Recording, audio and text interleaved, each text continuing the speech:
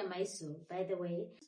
I am a brand new person. I am broken. I am shattered into pieces, so many pieces, and I am starting from the beginning, and I've lost my mother. I am going through the hardest time of my life. I remember even last year, there are some times where I told you guys that I'm going through the hardest time because of my career path and because of my personal life and all things. So now I am going through, it's terrifying, it's scary, it's like it cuts deep, guys.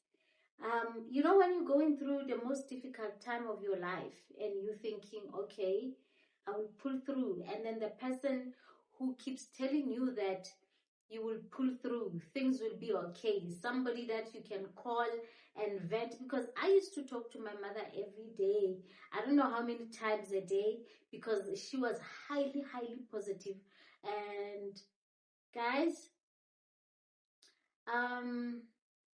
now I don't know who to talk to. I feel so alone in this planet. I feel like if it wasn't because of my daughter, I wouldn't understand why I still exist, because it has gone that deep. Yeah, guys, from the beginning of this year, I've always been terrified by people talking about losing their mothers. I don't know why, because all along it never really became that deep. But now I paid attention. Like I would say, I never paid attention when somebody said, I lost my mother. I was just like, oh, it's death. Oh, I'm so sorry. Like I will sympathize with them. But starting from January also, when I heard of someone losing their mother, it scared me. I was so scared, because remember, as a child, I've always been scared of losing my mother. Every time when my mother left home, I think I've done one of the videos where I spoke about my mother like that. I told you guys that I'll always pray that, God, please make sure that my mother comes back, because I've always been paranoid about my mother leaving me and not coming back, not being able to see my mother again. And it got to a point where I relaxed. Growing older, I kind of relaxed, and I realized that no, my mother is here. So now in 2026, I've had those fears again. And guess what? I've been scared, but I was not thinking that my mother would pass, because my mother was not a sickly person. So I'm going through this grief and I don't know what to do with it. She was not a sickly person. Even her passing, she got sick for few hours and she was not critical. There has never been a time where I looked at my mother and I was like, she's about to leave us, or I suspected she will even sleep in the hospital. But she got to the hospital and she passed. It's like 1 hour we were here talking, not even 1 hour, few minutes we were here talking. She was sitting upright, straight like me, talking like normal, like a normal, not sickly person. And then 15 minutes later, she just collapsed and she was dead. So it's something that I don't know if I'll ever, I don't know if I'll ever forget that moment. The past 2 months, I think I was in denial. Yes, it felt like I'm okay with it, because everybody else were even saying, oh, Matsiriso, when now you are even better when you look at your sisters, because they are forever crying and all. But with me, it almost felt like, yeah, she's gone. But I know that it was not her time. Like deep down, I know. I even get mad when people say, things like it was her time, because I know deep down it was not her time. Like she died, like somebody who dies like Kiko Papading, like you are in a sketch. It's a drama series. Like she's in a scene. where she dies and then she will still come back because it's not real. It's like that because I feel like there is so much that could have been done for my mother to still be alive because it doesn't make sense. So I am shattered in million pieces. I don't know where to begin. Because my mother came to visit me. It wasn't really a visit. She had reasons for coming here because my younger sister was pregnant and she came to help her with the pregnancy, giving birth, and then they were gonna go home and all. So she was in my house, and she had been in my house for about a week. So now, you know, when someone came to you, she's a visitor, and then she dies while visiting you. Because sometimes I ask myself questions, or could my mother have been in her house? This was not gonna happen, maybe. Or if it happened in her house, maybe it was gonna be more peaceful. She could have said bye-bye to my home. So now she was far from her house. She was far from her home, far from her husband. A lot of people say, oh, she was closer to her kids. She was with her kids, but guys, it's a strange place because it felt like my mother's life ended at a strange place. If it was the hospital closer to home, a familiar place, she was surrounded by doctors that she doesn't know. She was surrounded by, she was at a place where she has never been before. So, yeah, it's like that. Okay. Mina, I disappeared because I didn't disappear because of my mother's passing, because my mother passed away on the 28th of April. I was still getting ready to come back to YouTube because I I I I lost my property last year in November because things were hard for me. Things were extremely hard. I lost everything, started from the beginning, and this thing of me starting from the beginning is happening for the third time. I started from the beginning in 2017 because things started being bad in my life from 2015. From 2014, like mid 2014. Yeah, because I remember I even took my daughter back to stay with my parents at that time because I was not at a good space and I lost my property that time. Lost my property and I had to sell all my furniture and everything and start from the beginning. Went to the house in Lenasia, which was my grandmother's house at that time, and then managed to come out of the situation in 2017. Then 2017, I was fine, like for some time. 2017, 2018, 2019, during COVID, I went deep down in it again, guys. 2019, 2020. Yeah, then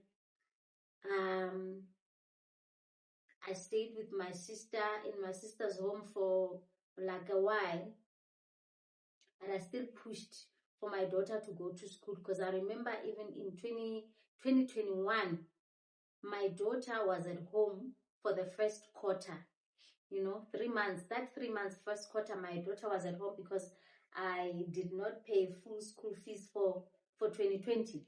So I was owing some money from 2020 during COVID because I wasn't working at all during COVID because I wasn't making any money.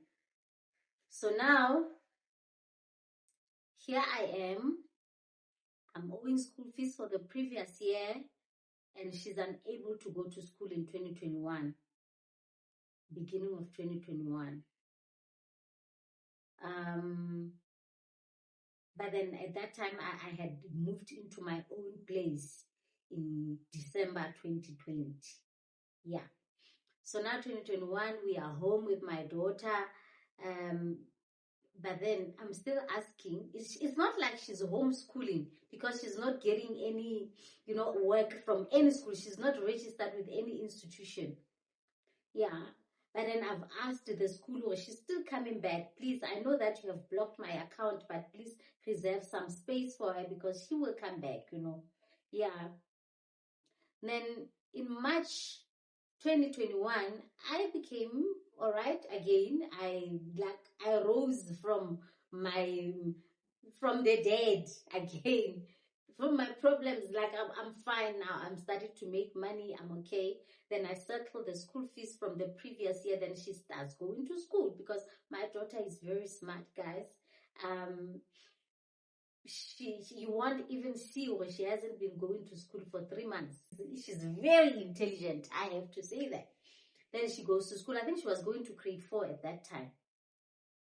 And then she goes to school. It's 2020, 2021, the whole of 2021. I'm okay. 2022, 23, 24, 2025. Things started being hard for me again.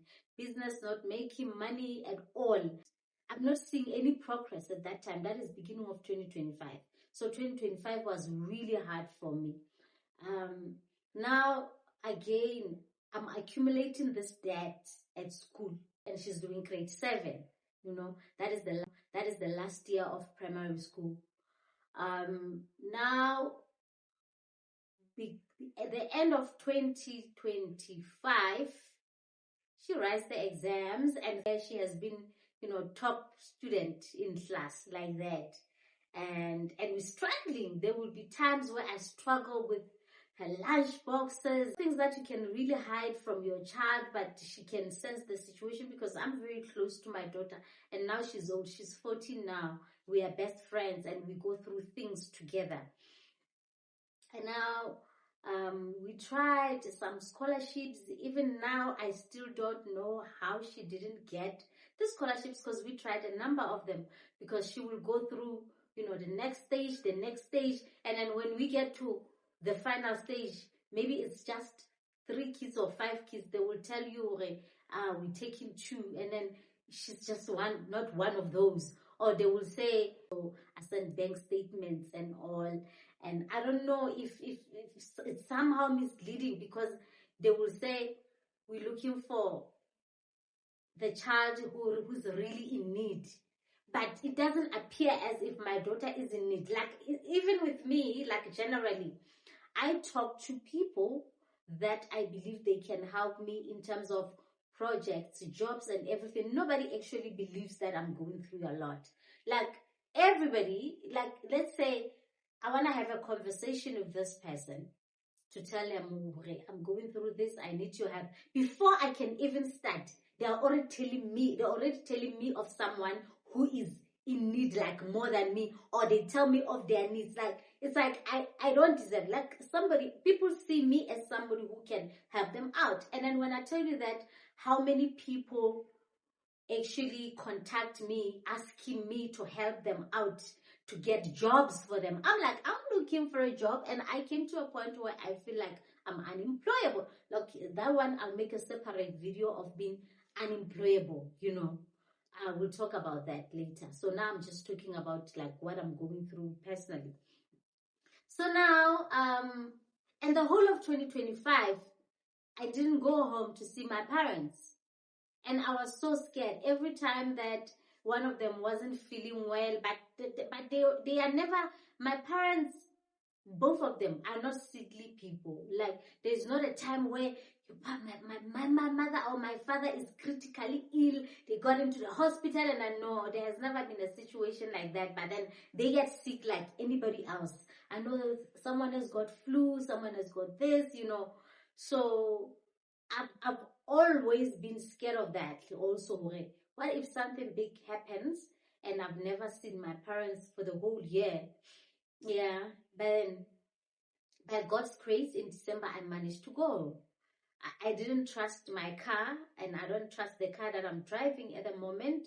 But then I just it was a leap of faith. Okay, let me just go, I'll see.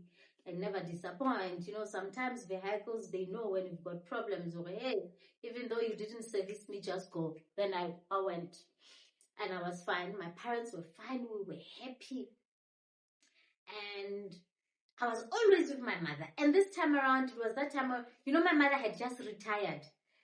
So she's at home full time. And nowadays, I was satisfied that my mom has actually retired, because my mom, she's hectic. Like, she's got projects here and there, projects. She's going somewhere, stock fair, and now she's doing poultry. There's mokhatlo. She's forever on the road, going somewhere. The legends, you know, teachers' legends, they're going somewhere. But that December holidays, because I stayed for 3 weeks, she was home. She was actually home with me. And everywhere she went, I'll go with her. I'm the one, because my dad is always driving my mom. My mom and my dad, they're inseparable, always together. But that time, I'm the one who was driving around. Hey, I'm going somewhere, she'll come with me. I would come with her. And even myself, when I wanted to go somewhere, she would come with me, like that. And that is satisfying, you know, always being with her. Because I remember this other time when my dad was even jealous. And I wanted to go to town, and I asked my mom to come with me, and my dad came up with, remember, we were supposed to do the green peppers, you know. You know, they're always selling vegetables and all at home. So my dad would say, you know, we're supposed to allocate those green peppers in there. My mom even said, you know what, that green pepper is not even a train smash. It's not something that I can do even tomorrow. But he was just jealous that I'm always with my mom now. You know, my mom is not giving him attention. She's giving me attention. So I will laugh about situations like that. So now, guys, that was December. I come back in January, early January. We are fine. We're still talking, because we are a very close-knit family. My mom, my dad, and my sisters. It's the 4 of us at home. 4 sisters. You know, me and my twin sister, Mafusi and Mabel. Then it's my mom and dad. So we even have the only person who is distant from us is my younger sister. Because even in that group, when she's mad about something, she will just exit the group.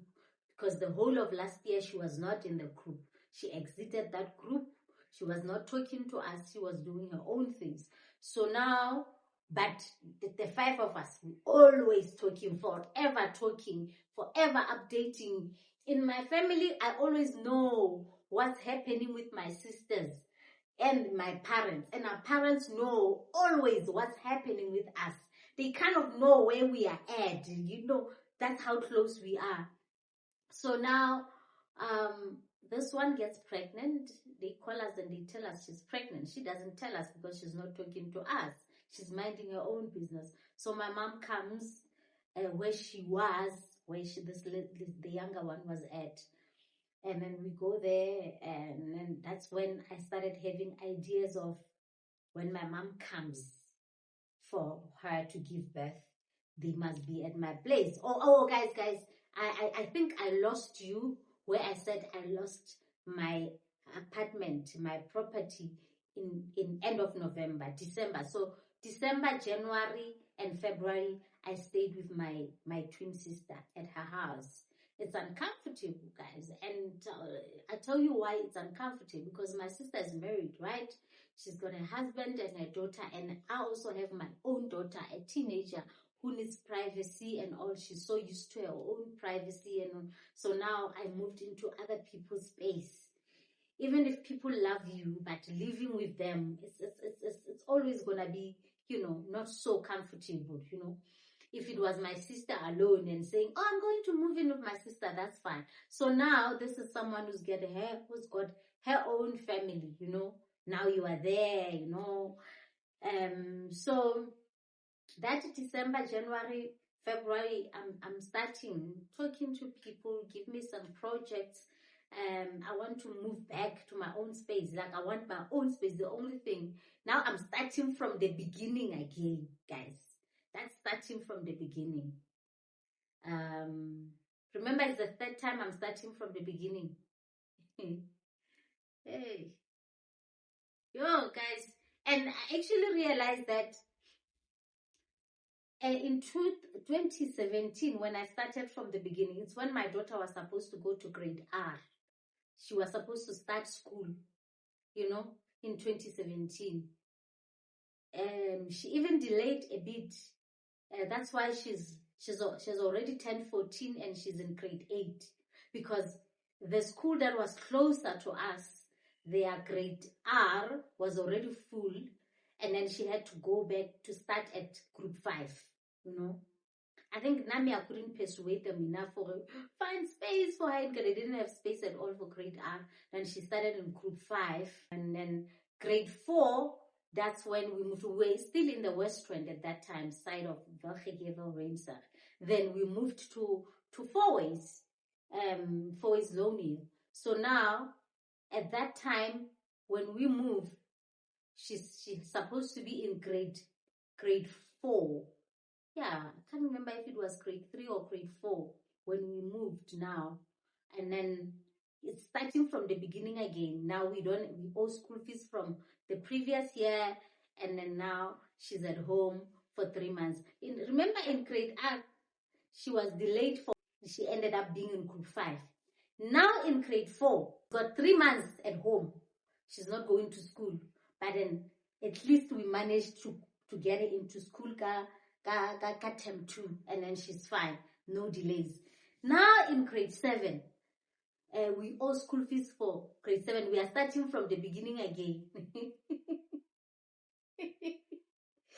Oh, hi guys. Starting from the beginning again, scratch. So now she's supposed to go to grade 8. I can see that I'm struggling to pay school fees. But then one thing about my daughter's school, my daughter goes to Curro. So somebody will ask, hi, why don't you take her to another school? Curro is expensive. I know it's expensive, but one thing that I like about Curro is that they won't expel her during the year. So because I'm someone who struggles, who hustles and all, I became comfortable. Even if I skip 3 months not paying, then I make money, I can pay all of it. As long as by December, I have settled all the school fees, I know I'm fine. So that's my comfort. So I'm just avoiding the issue of this month I didn't pay school fees, then my daughter will have to be at home, So I'm okay with that. Thanks to Curro for that, because for me it's kind of comfortable, even though sometimes, like I'm saying, in 2020, I still had some outstanding school fees. Then they had to block my account, because they block your account in December and they charge you interests. You have to pay more. So let's say I'm owing Boma 30,000. I have to be prepared to pay 35,000, because I'm being charged interest because I didn't pay. It's like a loan. I didn't pay one time. So it works for me like that. So now in 2025 again, she's just finished her grade 7.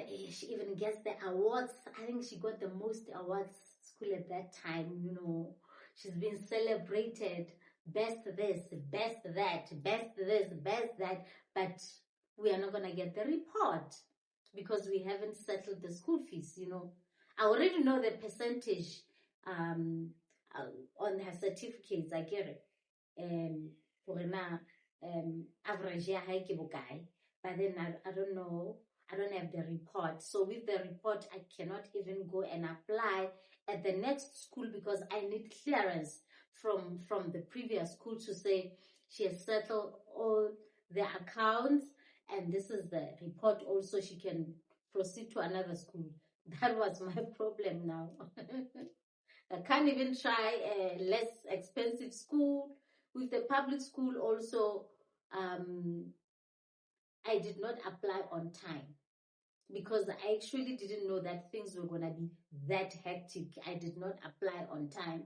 By the time I applied, it was full, like around our area, there was no school at all. So I tried, I even did late applications, there was nothing. But still, even if she got accepted, we didn't have a report. So now comes January, it's December. December, I kind of forget my problems a bit because I'm home. I'm with my parents. I'm just happy that I'm home. I'm with my parents. Comes January, back to reality again. So now what are you going to do? You know, I try to pay here, but then it's still not enough. I owe more. To the point that I had a project with another lady whereby she paid my daughter's school fees, what I was owing. Then I did this project like I was working for her so that to pay for my dad. That's how, yeah, we structured it. Yeah. So now in March, now I managed to get a place of my own again. Remember, I was with my sister in December, January. The whole of January, my daughter was not going to school. No school for her at all. Like the whole full month of high school. She didn't do any orientation for high school because she doesn't have the school. And at that time, we don't even know which school she's going to because we have not applied anywhere. We have not paid school fees for a previous school, so they cannot accept her. Much things get better. I move, I get my own place again. The whole of March, we are fine, and she's back at school now. But I'm working to pay the debts for the previous year. Even now, I'm still paying debts for the previous year. I haven't finished, and now the debts are accumulating for this year. Yeah. Guys, the debts are accumulating for this year, and then I'm still paying the debts for last year. But then there is a place now. We get a place, and then I get a place. I'm like, oh, I need to be comfortable with my mom. When she comes, she needs to come here. So now my mom comes. Because I've lived here from March. I think it was the second week of March. I'm here. And then April, my mom comes. Because the 28th, it was her second week here. And she comes in April. I've been here for a month before my mom could come. Then my mom comes, starting to get comfortable in this place. At that time, I don't even have, I've got bedrooms are fine. I've got a bed and everything because some of my furniture, the bedrooms, I didn't sell my bedrooms, guys. I kept them. At least my sister had space in her garage to keep my bed stuff. But then the living rooms and the kitchen, because guys, I had a very nice apartment. Because I know some of you guys who used to watch my videos last year, you even commented, oh, you've got such a beautiful place. I had a very nice apartment. It was well furnished, very nice, beautiful place. So I lost all of those things. My couch, I'm still crying for my couch. Even now, I haven't bought a couch because it's I want exactly the same couch. I can't find it. And even if I find the one similar to that, I cannot afford it. Now I cannot afford it, guys. So now we are here at my place, and the place is not even furnished. The living room, I just had my TV, and I didn't have a couch, So my mom, because we didn't have a couch, I just had, at least the bedrooms we are fine. 2 bedrooms we are fine. They are furnished well. So now I will sit there next to my mom. We'll just put some, blankets because the TV is there. We don't even have a TV stand. We just had a coffee table was there. I still kept my coffee table, but there was no TV stand. So my TV was on the floor. I didn't even put it up on the wall because I wasn't sure if I wanted it to be on the wall or I was gonna get the TV stand to put it there now, because it has to align with the furniture that I'm gonna get. So the living room is empty. It's just the TV and my workstation. I have my work desk, it's got my books and my bookshelf there. And then now we have this blankets that we sit, we just sit there, we have our conversations. And so those are one of the things that I asked myself, okay, was my mom, this thing was triggered because they say it's pulmonary embolism, because she had a problem with her leg. She will say, they saying there was a blood clot on her leg. So now it was sitting on the veins. So blood was not circulating. And so we didn't know all of this information prior. We just knew that my mom had a leg. She would say there was something on her leg. Sometimes it will move up, it will move down, like that. So it wasn't something serious. It wasn't something that would, yeah, but we just knew her leg sometimes. And guys, when I tell you, ever since she got here, she never complained about her leg. It was never painful, because every time when she had that, she would talk about it. But this time around, she didn't have any issues with her leg. And she wasn't doing the up and downs because she was just seated there. She had nothing to do. I'll cook, I do things for my mom. And now her projects are back at home. She's got nothing. She's just on her phone with her friends or the group chats with the projects and all. She's not doing up and down going. She's just relaxed. So now I ask myself, okay, is it because she was sitting still? Because that blood clot, whatever that was disturbing her, it had to move, because they said that blood clot dislodged and it went straight to her lungs and it blocked her lungs, and that's how she passed. That's what they saying to us. So now I'm asking, is it because of that situation of her legs being like straight like this, because she wasn't sitting on a couch, she was forever down, like sitting down. I don't know if you guys understand when I say because yeah. So I know you you understand my pain, right? You understand, my regrets and everything that happened around my mama's death. So now I'm in this place. I've just moved into this place, and I got used to the place with my mom here, because I see her, like, when I close my eyes, it's like my mom will open the door and say, have you woken up? And it's like I will go into that other room and ask her, are you okay? Have you woken up? Because that's my daughter's bedroom. But then when my mom arrived, she moved, and then she was sleeping with me, and my mom was sleeping in there. So now I even say, I could have asked my mom to sleep with me and my daughter in there, but my mom didn't die in her sleep, because she started being sick around 4 o'clock on that day, and then she got to the hospital at 8 o'clock, and 1:30 in the morning she passed away. So now I'm thinking, maybe if she was sleeping with me, the same bed, I could have seen that she's not fine. Maybe I took it for granted. She was going through the pain, and I didn't realize that when she was sweating a lot on that day.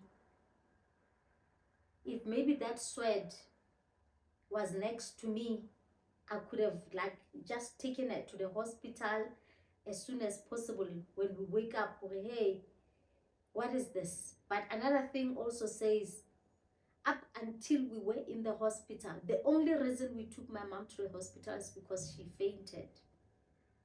She fainted, she fell down. That's when we were like, oh no, we have to call an ambulance.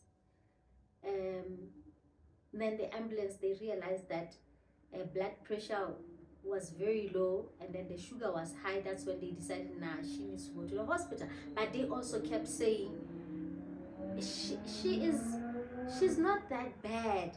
And then those two ladies, the paramedics who came here, if they will come across this video one day, I'm sure they will be shocked that my mother passed away. Because I remember even when they when they wanted to call another person who said, we want help because, you know, I live upstairs, so we're not sure if the stretcher, you know, will come down like that, because it's the fourth floor.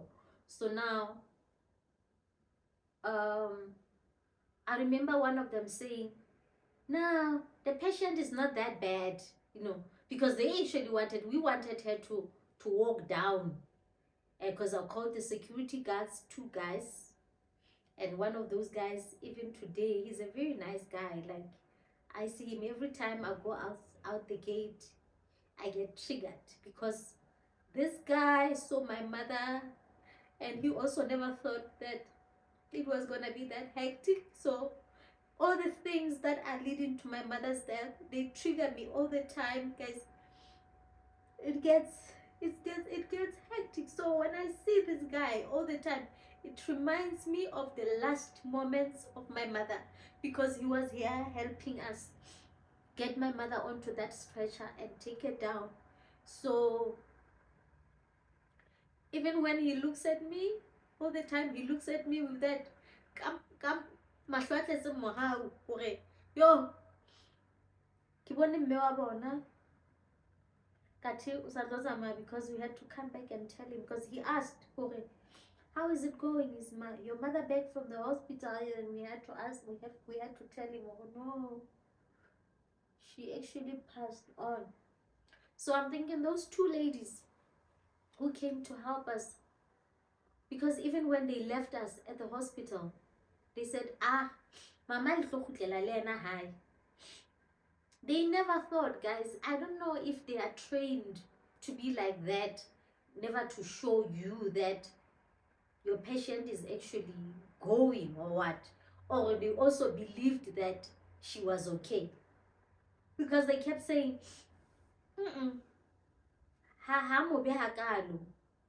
so I'm sure one day they will come across this video, and I'm just letting them know that she never came out of that hospital.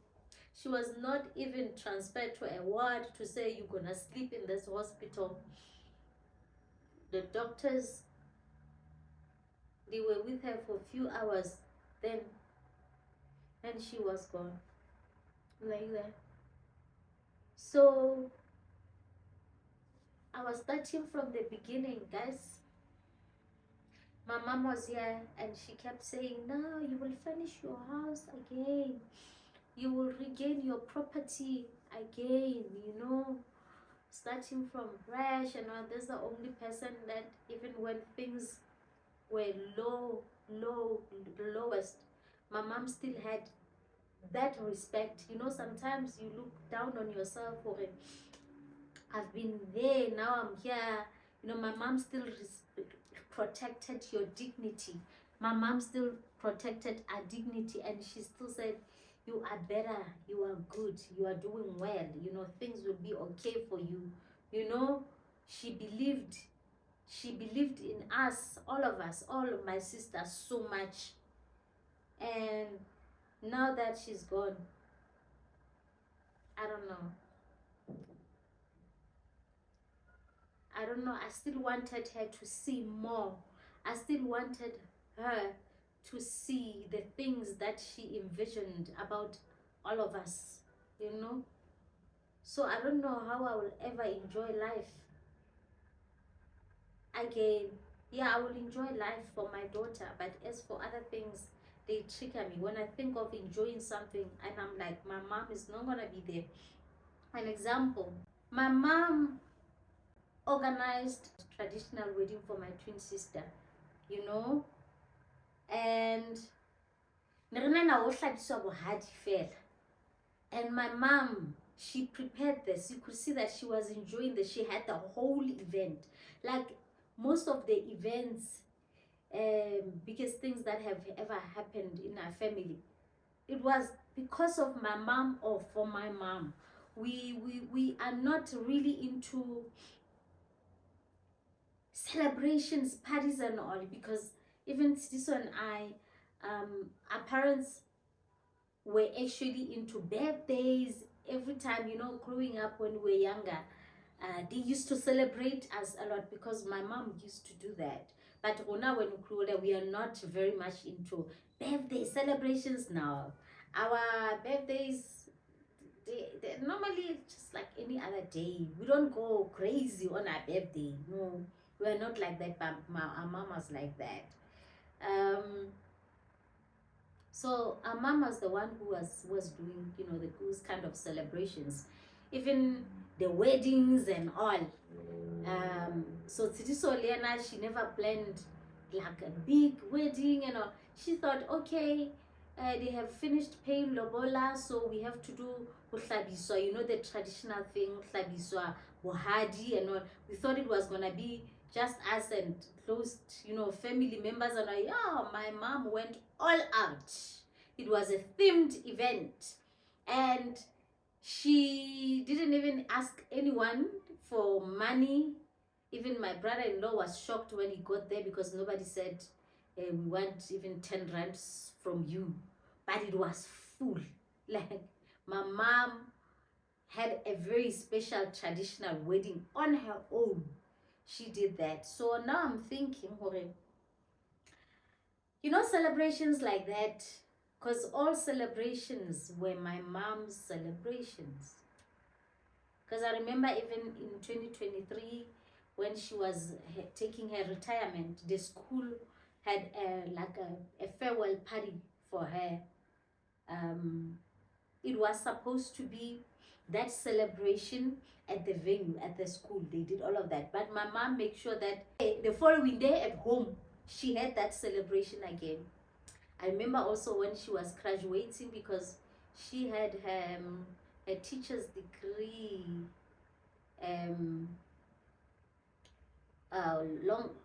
long time ago, when we were still babies, because my mom left us and went to school when we were young. And because I remember when we were doing Boma grade 1, grade 2, grade 3, we were living with our grandmother because my mom was at school. She was at the college. And now I think we're already in tertiary, or we're already working. She went back to school again, to further her studies, and then she did a graduation party. Yeah, so that was my mom with the graduations, because even with our graduations, there were no parties. We are not like that. We just have dinner at the restaurant and we come back home. We are not into parties, hey, celebration, or no. That was my mom. So I'm thinking now, if it happens that I get married, yes, it's okay. If I don't get married, it's okay. Like from the beginning, I'm not that person who actually said to myself, I want to get married. I've never found myself in a position where I'm like, and now I want to get married. I think getting married, it depends on who you're dating. You look at the person, you say, yeah, I can actually be with this person. Because there's only been one person in my life that I said, yeah, I can get married. And then that has passed. So I don't know if I will ever.